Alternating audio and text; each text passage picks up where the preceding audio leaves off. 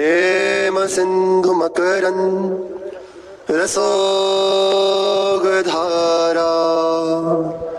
सारा न जशमभिता शब्दाश्रितेषु श्री राधिके तब कदा चरणार विंदमु गोविंद जीवन धनम सिरसा वहामि गोविंद जीवन धनो सिरसा वहामि गोविंद जीवन धनो सिरसा वहामि राधा राधा राधा राधा राधा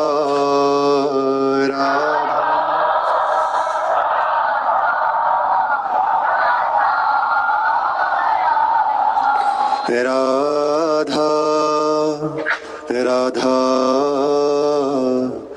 राधा राधा राधा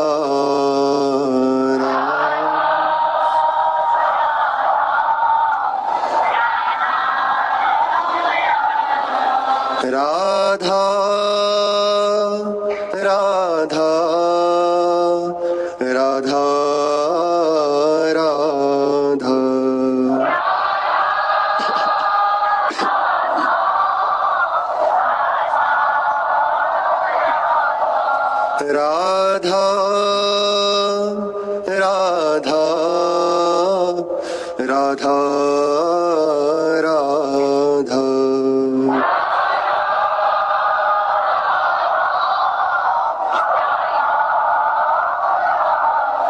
राधा राधा राधा राधा राधा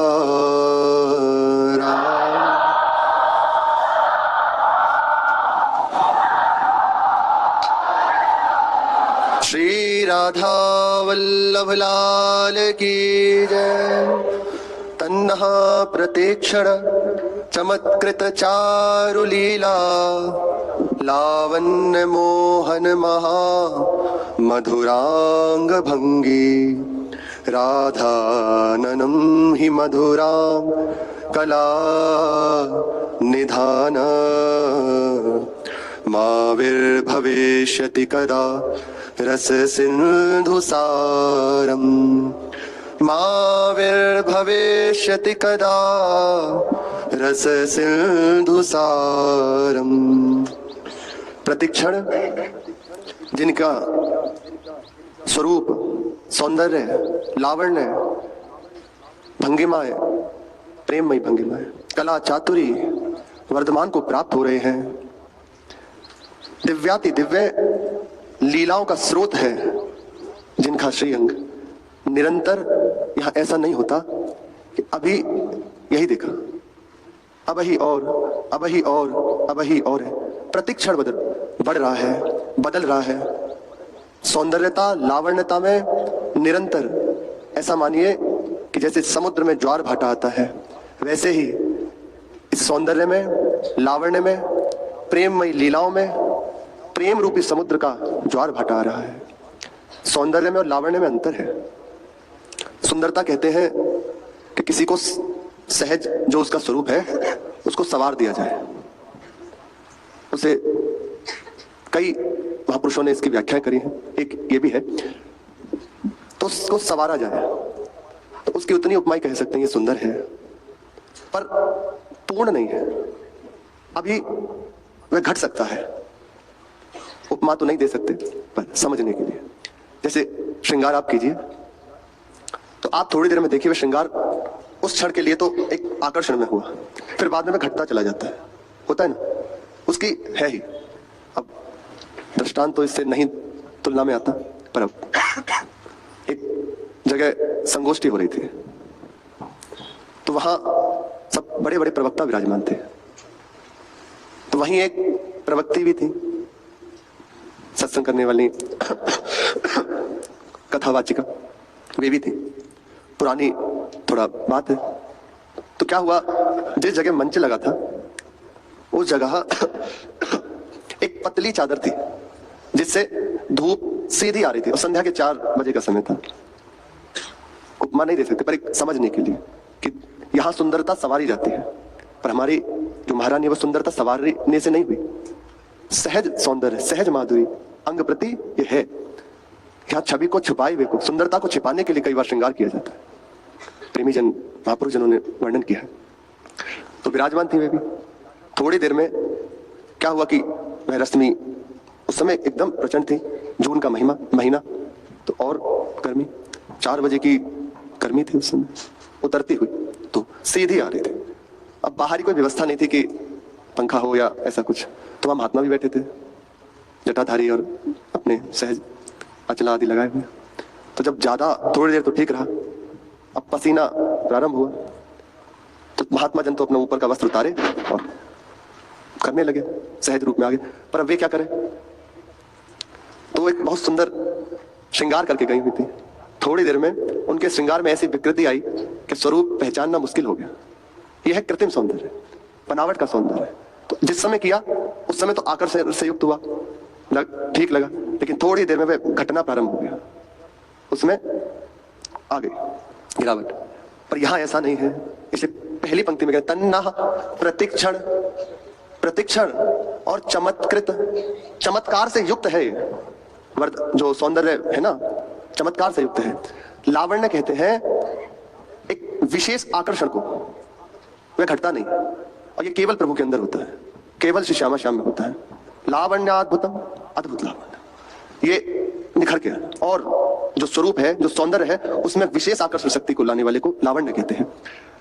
मधुरांग भंगी, अंगों की भंगिमा है, प्रेममयी लीलाएं हैं, श्री अंगों का संचालन, श्री अंगों की गरिमा, निरंतर प्रेममयी, अद्भुत है, चमत्कार से युक्त है। महाप्रभु कह रहे हैं ये सब उत्पत्ति स्थान जहां से है, उद्गम स्थान है, सौंदर्य, लावण्य, चातुर्य, नवम नवम लीलाएं, ऐसा राधाननम, आनंद मुख कमल, ही मधुरांग कला निधान, तो उपमा दे रहे हैं। आनंद, राधाननम, ये प्यारी जू का, श्री किशोरी जू का आनंद मुख कमल, और उनकी मधुर श्री अंगों की भंगिमा है, बहुत बहुत सुंदर है। चिंतन में स्वरूप बहुत सुंदर है, यदि चिंतन बने तो बहुत सुंदर, भोला सा मुख कमल है। नेत्र ऐसा मानिए जैसे छोटा किसी हिरन का, शावक का बालक हो, उसके नेत्र हो, अत्यंत भोले। मुस्कुराहट अधरों पर विराजमान है, और उस पर मधुर एक विशेष लावण्य, आकर्षण, तो चित्त को सखियों के, श्याम सुंदर के, वृंदावन के, समस्त रसिकों के, धाम के समस्त वैभव को निरंतर अपने में आसक्त किया जा रहा है। ऐसा सुंदर मुखकमल है। सुंदर सुंदर कानों में कुंडल धारण किए हुए हैं, हल्की सी एक कपोलों पर अलग छुट्टी हुई है, और जब चंचल नेत्रों से इधर उधर देखते हैं, उस लीला का वर्णन कैसे करें। और श्री जी का जो मुख कमल है, कई बार भ्रमरों को ये भ्रम हो जाता है कि ये सुंदर कमल है, तो उन्हीं को साथ में उड़ रहे हैं। तो मधुरांग भंगी, अंग भंगी में बार बार ऐसे ऐसे हटाने का सुंदर शोभा का चिंतन में, अगर चिंतन करेंगे तो हृदय में जुड़ेगा। तो वो जो अंगों की भंगिमाएं हैं, उसके लिए महाप्रभु कह रहे मां वीर भविष्यति कदा रस सिंधु सारम, ऐसा रस सिंधु का सार स्वरूप श्री मुखकमल, मधुर अंग भंगिमाएं मेरे हृदय में कब स्फुरित होगा। कृपा करके मेरे हृदय में स्फुरित हो जाए। यही जीवन की पूर्णता है। जो भी हो रहा है इसी के लिए है, हमारी सेवा, हमारा लीलाओं का गायन, नाम की पुकार, कीर्तन, कि एक बार ये मुखकमल, ये दिव्य रूप हमारे हृदय में स्फुरित हो जाए। वही जीवन की पूर्णता है, दूसरी और बात नहीं। इसीलिए जहां ये हुआ, अब चित्त चलन की गति नहीं रहती। भजन इसी के लिए, कामना शून्य भजन बहुत जल्दी रंग लाता है। जब तक भजन में कामना है तो जितनी जितनी उचित है, आप फंसोगे नहीं तो कामना पूर्ति होती रहेगी, भजन कटता रहेगा। एक कानपुर के भक्त थे, अभी कुछ समय पहले उनका शरीर पूरा हुआ। 20 बरस उन्होंने नाम का रटन किया, पर वे स्वयं बोले कि मेरे अंदर बहुत कामनाएं थी, मुझे धन मिल जाए, स्त्री है, पुत्र है, उसकी व्यवस्था हो जाए, बच्चों का विवाह हो जाए। स्वयं उनके मुख्य वचन है। 20 बरस तक फिर आपने ही कहा कि हाँ मेरी सारी कामनाएं पूर्ण हो गई। लेकिन अब जब मैंने देखा कि भजन का फल तो प्रभु की प्राप्ति है, वो मुझे तो सहज रूप से अनुभव में नहीं आ रहा। बोले उसका मूल कारण क्या है? बोले अंदर कामनाएं थी, कामनाओं की पूर्ति हुई, इसलिए वो रंग मुझे अनुभव में नहीं आया। उसी क्षण निश्चय किया, घर में थे, कि अब कोई कामना नहीं करूंगा, कामना शून्य होकर भजन करूंगा। जितने दिन शरीर रहा, लॉकडाउन के समय शरीर पूरा हुआ, जितने दिन उनका शरीर रहा, बस कोई कामना नहीं, केवल प्रभु की प्रसन्नता के लिए भजन किया। और जिस समय शरीर छूटा ना, तो कोई नहीं कह सकता जैसे कोई योगी समाधि लेता है ऐसे शरीर छूटा। कामना शून्य भजन बहुत जल्दी रंग लाता है। हमारे अंदर यदि एक ही कामना बन जाए, समस्त कामनाओं को जीतने का उपाय है एक हृदय में कामना दृढ़ता से बिठा ले, मुझे भगवत साक्षात्कार करना। कह सकते हैं कि अभी तो ये बात अंदर कहते हैं पर है नहीं, डाल लो अंदर ये बात, बस भले दृढ़ता नहीं है पर ये बात डालो।